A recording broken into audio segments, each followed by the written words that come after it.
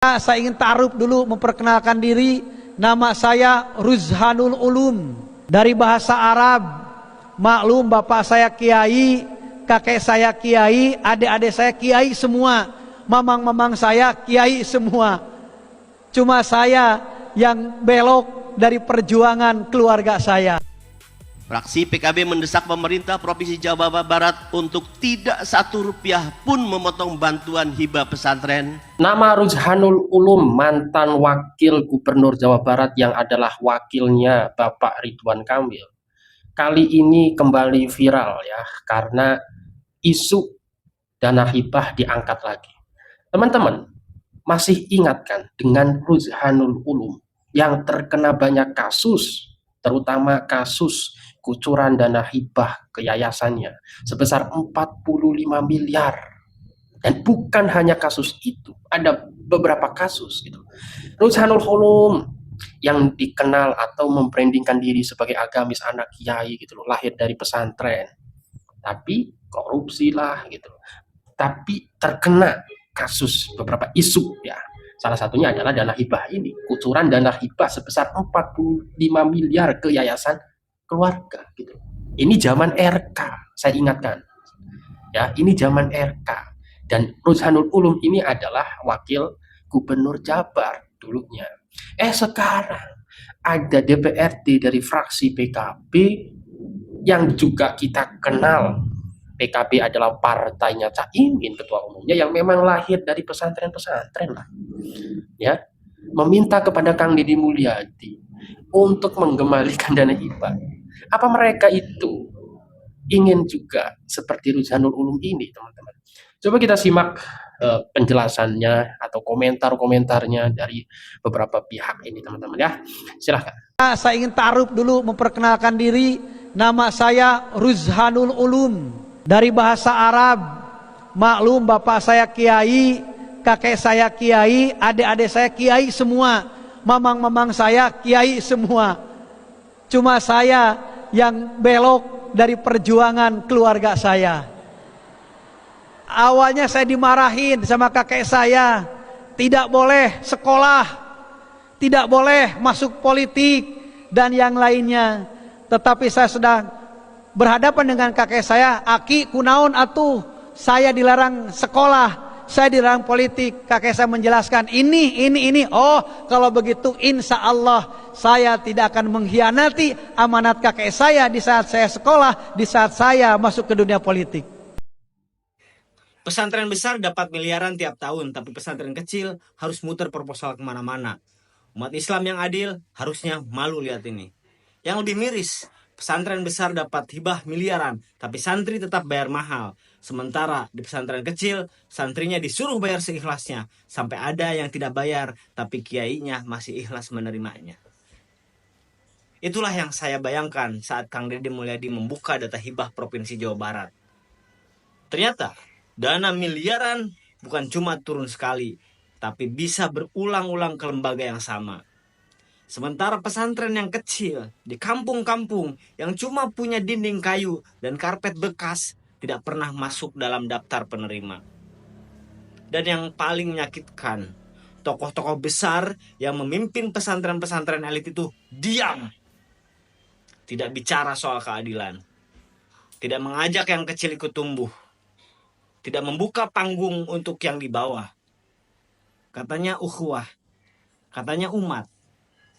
Tapi kenyataannya kita lebih sibuk membesarkan lembaga sendiri daripada membesarkan manfaat bersama.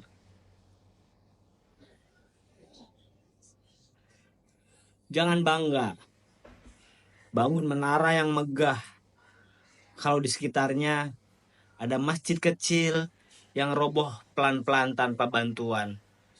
Kalau tokoh-tokoh umat mau jujur dan mau berbagi panggung, umat ini akan kuat. Tapi kalau semua berlomba jadi besar sendiri, kita akan hancur bareng-bareng. Dan yang terakhir, saya pesan di Tasik, belanjanya diarahkan ke belanja langsung kebutuhan publik, jangan terlalu banyak belanja hibah. Selama ini Pemprov Jabar saya baca itu aliran ke dana ke Tasik gede banget, 700 miliar. Panggedena saya Jawa Barat, panggedena jeung Garut. Tapi paling aneh, aliran dana di provinsi ratusan miliar, jalan di Tasik barutut.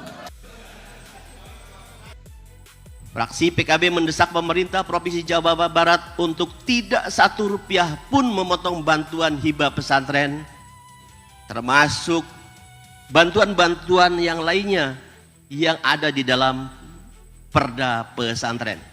Jika pemerintah mengabaikan hal ini, fraksi PKB akan menggunakan hak angket. Ya, banyak yang jelek. Tetapi nanti Pak Kemendag, saya provinsi siap membantu Pak, membangun.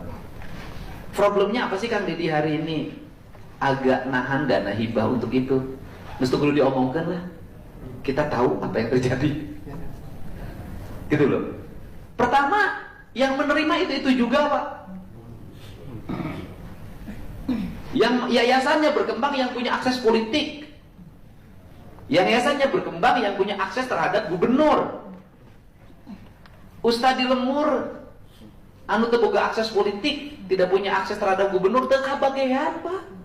Diriungkeun, anu narima nu ngariungkeun mana balik we macan ke dongkul. Emang saya tahu yang begitu Pak.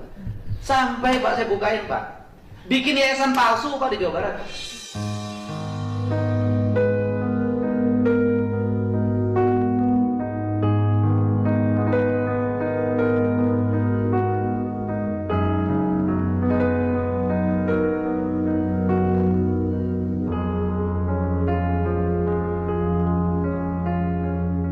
Untuk nyerap duit Pemprov 2 miliar, 1 miliar, 5 miliar.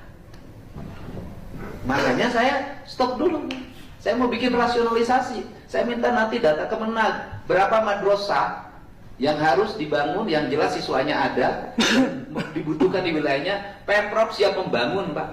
Sudah kita bangun aja nanti. Saya ngumpulin dana dari mana-mana, dari BJB, dari mana-mana, kumpulin semua, ayo kita bangunin. Gak ada lagi pemilihan sekolah pemerintah daerah, sekolah Kemenag, gak ada. Semua rakyat Indonesia, rakyat Jawa Barat sekolah di situ. Tapi caranya harus benar. Lembaga Islam harus halalan toyiban, harus memberikan contoh. Saya gak mau nanti ada penerima hibah diperiksa. Ajengan Pak 2 jam, 4 jam. Ajengan nanti itu nyaho. Saya kemarin tuh diskusi dengan teman-teman di BRI. Kang Didi terima kasih, itu di stop dong. Kenapa? Dicari perawat baru, saya tuh nanganin terlalu banyak. Kenapa? Kiainya dapat 15 juta, bantuannya 2 miliar. Ya udahlah yang nerima teman-teman kita. Nah saya ingin harus itu Pak.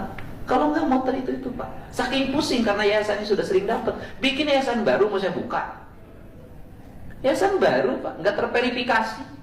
Niel yayasan anyar, nampung 2 miliar, nampung 5 miliar. Sudahlah, bukan saya anti agama, bukan. Justru saya ini adalah sikap-sikap yang begini bertentangan dengan agama.